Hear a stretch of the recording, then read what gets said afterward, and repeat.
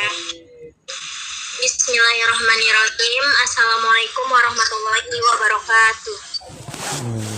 Waalaikumsalam warahmatullahi wabarakatuh.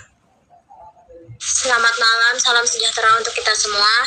Puji syukur kita panjatkan kepada Tuhan Yang Maha Esa atas kesempatan yang diberikan sehingga kita dapat berkumpul pada presentasi kali ini. Sebelumnya, perkenalkan, nama saya Raya Hidayatullah Rizaldi dari perwakilan dari kelompok 5. Hari ini saya berlaku sebagai moderator. Pada kali ini kelompok 5 akan membahas tentang isu kontemporer akuntansi untuk matkul akuntansi keuangan lanjutan. Next. Sebelum lanjut, izin memperkenalkan diri. Di sini ada anggotanya, yaitu saya sendiri dan ada rekan saya Desta Febrian dengan NIM 2202007 dan Nurul Hikmah dengan NIM 2202009 sebagai presentator. Next. Untuk mempersingkat waktu, pada kali ini materi yang pertama akan dijelaskan oleh rekan saya yakni Desta Febrian. Baik, terima kasih. Di sini saya akan memaparkan materi tentang karakteristik isu kontemporer akuntansi. Di isu kontemporer akuntansi di sini ada 3 konteks, yaitu yang pertama konteks modern yaitu berkaitan dengan tren terbaru seperti digitalisasi, pelaporan keberlanjutan, atau adopsi standar internasional. Dan yang kedua, ada multidimensional, yaitu tidak hanya melibatkan aspek teknis akuntansi, tetapi juga lingkungan, sosial, dan etika. Dan yang ketiga, itu berdampak global. Jadi banyak isu yang bersifat lintas negara seperti penerapan IFRS atau standar pelaporan ESG. Next. Sini ada isu kontemporer akuntansi. Isu kontemporer dalam akuntansi mengacu pada permasalahan, tren, atau tantangan terkini yang sedang berkembang dan mempengaruhi praktik, prinsip, serta regulasi akuntansi. Nah, isu-isu ini biasanya muncul sebagai respon terhadap perubahan dalam lingkungan bisnis, teknologi, peraturan, dan kebutuhan pemangku kepentingan atau disebut stakeholder. Next.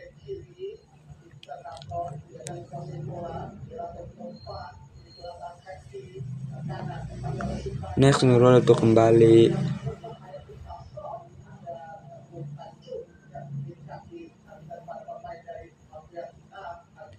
Sini ada isu-isu kontemporer dalam akuntansi. Next. Nah, jadi di sini ada akuntansi berbasis teknologi. Teknologi dalam akuntansi yaitu teknologi mengubah cara akuntansi bekerja. Ada 3 macam. Pertama, akuntansi berbasis cloud, yaitu data akuntansi bisa diakses kapan saja dan di mana saja melalui internet. Dan yang kedua, menggunakan teknologi biasa disebut blockchain, yaitu membuat pencatatan transaksi lebih aman dan transparan. Dan yang ketiga, dengan metode otomatisasi, yaitu proses akuntansi seperti pencatatan transaksi dan pelaporan kini lebih cepat dan akurat. Next. Ini akuntansi untuk lingkungan dan sosial keberlanjutan. Di dunia bisnis tersendiri tidak hanya fokus kepada keuntungan, tetapi juga kepada dampak terhadap lingkungan dan masyarakat. Nah, untuk laporan keberlanjutannya itu, perusahaan juga harus melaporkan kontribusi mereka kepada lingkungan dan sosial, bukan hanya keuangan dan keuntungannya saja. Dan yang kedua, memikirkan atas risiko lingkungan. Jadi perusahaan juga diminta untuk melaporkan risiko-risiko yang bisa berdampak negatif terhadap masyarakat. Next. Nah, di sini ada standar akuntansi internasional atau disebut IFRS. dan standar akuntansi nasional. Nah, jadi ada perbedaan antara IFRS, standar akuntansi yang diterapkan di masing-masing negara. Karena terus menjadi isu penting dalam akuntansi.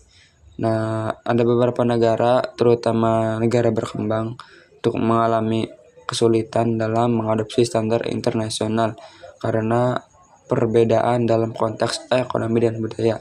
Jadi untuk harmonisasi standar akuntansi, jadi banyak negara yang sedang berusaha untuk mengadopsi IFRS yang bertujuan untuk meningkatkan transparansi dan konsistensi dalam pelaporan keuangan.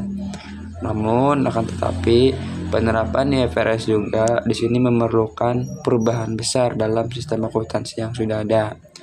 Nah, untuk penerapan IFRS di negara berkembang ini, negara-negara berkembang menghadapi tantangan besar dalam mengimplementasikan IFRS. Kenapa? Karena keterbatasan infrastruktur, pendidikan, dan sumber daya manusia yang diperlukan untuk mendukung penerapan standar internasional. Sini ada beberapa peran auditor dan etika dalam akuntansi. Jadi auditor juga memiliki peran penting dalam memastikan bahwa laporan keuangan perusahaan itu sesuai dengan prinsip akuntansi yang berlaku. Namun, masalah etika seringkali muncul, terutama terkait dengan independensi auditor dan tekanan dari pihak manajemen untuk mengubah temuan audit. Contoh independensi auditor, jadi auditor di sini harus tetap jujur dan terbuka meskipun ada tekanan dari perusahaan. Dan salah satu contoh kasusnya itu dalam skandal keuangan, jadi banyak kenakalan atau skandal terjadi karena manipulasi laporan keuangan. Next.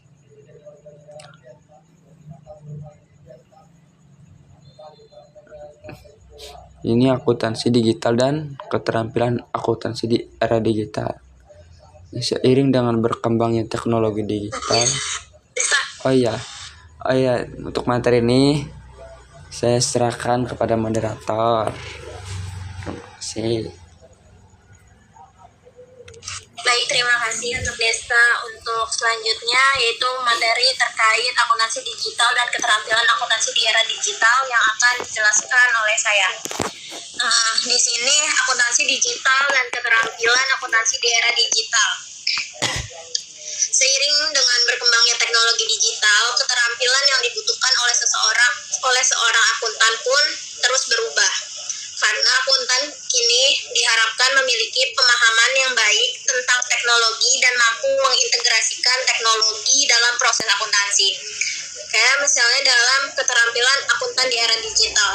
Di sini akuntan harus menguasai perangkat lunak akuntansi yang canggih, kemampuan analisis data, serta memahami perkembangan teknologi seperti AI dan blockchain untuk memberikan layanan yang lebih baik kepada klien mereka. Dan akuntansi digital dan keterampilan akuntan di era digital juga memiliki pentingnya keamanan data, di mana keamanan data menjadi suatu hal isu penting karena laporan keuangan yang begitu sensitif harus dilindungi dari ancaman kebocoran data dan peretasan. Next. Di sini ada isu-isu perpajakan global. Yang pertama itu penghindaran pajak, di mana banyak perusahaan mencoba mengurangi pajak mereka dengan cara yang tidak etis. Yang kedua, dalam hal pajak digital, di negara kini berusaha mengenakan pajak untuk transaksi digital seperti e-commerce. Nah, dalam dunia yang semakin terhubung, isu perpajakan global juga menjadi perhatian utama dalam akuntansi. Praktik penghindaran pajak dan perbedaan kebijakan pajak antar negara menjadi tantangan besar bagi perusahaan multinasional. Next.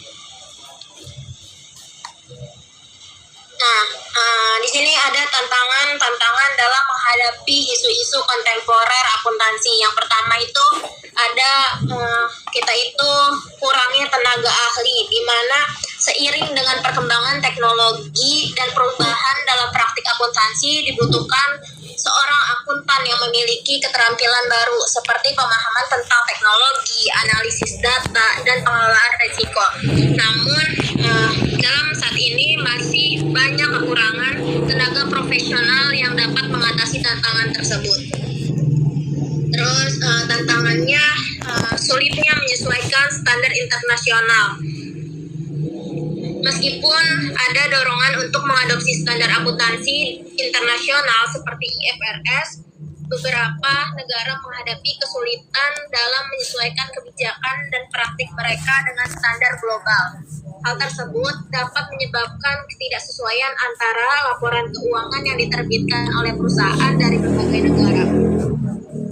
Tantangan yang ketiga, yakni regulasi berubah cepat, di mana regulasi berubah cepat yakni perubahan regulasi yang cepat dan tidak konsisten di berbagai negara dapat mempersulit perusahaan dalam menyusun laporan keuangan yang sesuai dengan standar yang berlaku. Hal ini juga berdampak pada peran akuntan dalam menginterpretasikan dan mematuhi peraturan tersebut. Next, Nurul. Untuk selanjutnya yaitu terkait studi kasus yang akan dijelaskan oleh rekan saya, yakni Nurul Hikmah. Kepadanya dipersilakan. Baik, di sini saya akan melanjutkan materi pada kali ini, yaitu studi kasus penerapan standar akuntansi internasional IFRS di Indonesia. Adapun kasusnya yaitu banyak perusahaan di Indonesia yang masih kesulitan dalam menerapkan IFRS tersebut atau International Financial Reporting Standard secara penuh. Meskipun ada tekanan dari pemerintah dan badan regulasi untuk mengikuti standar internasional, misalnya perusahaan besar di sektor perbankan dan manufaktur menghadapi tantangan dalam mengimplementasikan standar baru yang kompleks, terutama terkait pengakuan pendapatan dan pengukuran instrumen keuangan. Adapun masalahnya itu, proses transisi menuju IFRS tersebut dapat mempengaruhi laporan keuangan dan menyebabkan perbedaan interpretasi antara standar akuntansi yang ada sebelumnya dengan standar baru yang lebih internasional. Hal ini dapat membingungkan investor dan pemangku kepentingan lainnya. Adapun solusinya yaitu mengadopsi pelatihan yang lebih intensif bagi akuntan dan auditor serta berinvestasi dalam sistem informasi akuntansi yang lebih kuat dan terintegritas. Studi kasus peran teknologi dan otomatisasi dalam akuntansi dari kasus perusahaan keuangan. Itu kasusnya, perusahaan-perusahaan di sektor keuangan mulai memanfaatkan kecerdasan buatan AI, machine learning, dan otomatisasi untuk memproses transaksi dan membuat laporan keuangan. Penggunaan perangkat lunak akuntansi yang lebih canggih memungkinkan efisiensi dan akurasi yang lebih tinggi dalam pengelolaan keuangan. Adapun masalahnya di sini yaitu meskipun teknologi dapat meningkatkan efisiensi dan ada potensi kesalahan sistem atau ketergantungan berlebihan pada teknologi yang dapat mengurangi peran manusia dalam mengambil keputusan kritis. Selain itu, masalah privasi dan kerahasiaan data menjadi perhatian utama. Solusinya yaitu dengan integrasi teknologi dengan pengawasan manusia yang lebih hati-hati dan pelatihan berkelanjutan bagi akuntan untuk memanfaatkan teknologi dengan benar serta pengelolaan risiko yang lebih cermat terhadap potensi masalah privasi. Baik, dikembalikan kepada moderator. Baik, terima kasih Nurul untuk pemaparannya. Nggak kerasa udah di akhir. Untuk selanjutnya yakni kesimpulan. Untuk kesimpulannya, isu kontemporer dalam akuntansi melibatkan berbagai tantangan dan peluang yang dapat mempengaruhi praktik akuntansi di masa depan. Perkembangan teknologi, perubahan dalam kebijakan perpajakan global, dan meningkatnya kesadaran akan keberlanjutan menjadi suatu faktor penting yang harus diperhatikan oleh para praktisi akuntansi. Untuk menghadapi tantangan ini, dibutuhkan pengetahuan yang lebih luas dan keterampilan yang lebih baik di kalangan akuntan, serta peningkatan pengawasan dan regulasi dalam industri ini. Akuntansi yang berbasis teknologi dan berkelanjutan akan menjadi fokus utama di masa depan, dan para profesional di bidang akuntansi harus siap beradaptasi dengan perubahan ini. Terima kasih. Sekian presentasi dari kelompok kami. Kurang lebihnya mohon maaf. Ditutup langsung. Wassalamualaikum warahmatullahi wabarakatuh. Waalaikumsalam warahmatullahi wabarakatuh.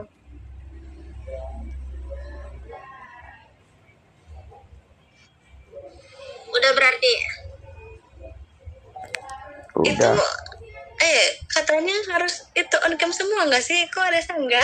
Anjir si Destoni budak mah. Itu bermasalah nggak nantinya? Enggak bermasalah. Lagi sakit gitu ya? Iya, Iya, itu gampang Ya, tahu. gampang sih. Gampang Bu Itam mah. Bisa di lobby ya Yaudah, Bu ya. Itam. Ya Ya. udah berarti langsung Iya di. post di YouTube ya. Ya. Ya nanti kirim linknya aja. Oke, makasih Wei. Oh. Oke, bye. Ya bye.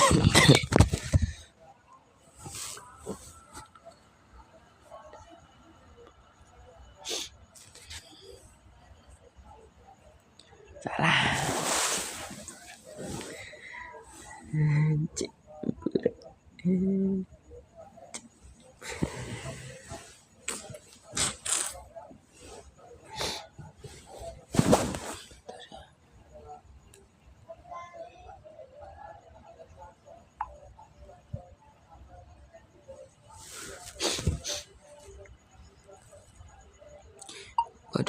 Badan beta pada lara pada jemper maning geter maning badan iki pribadi kia.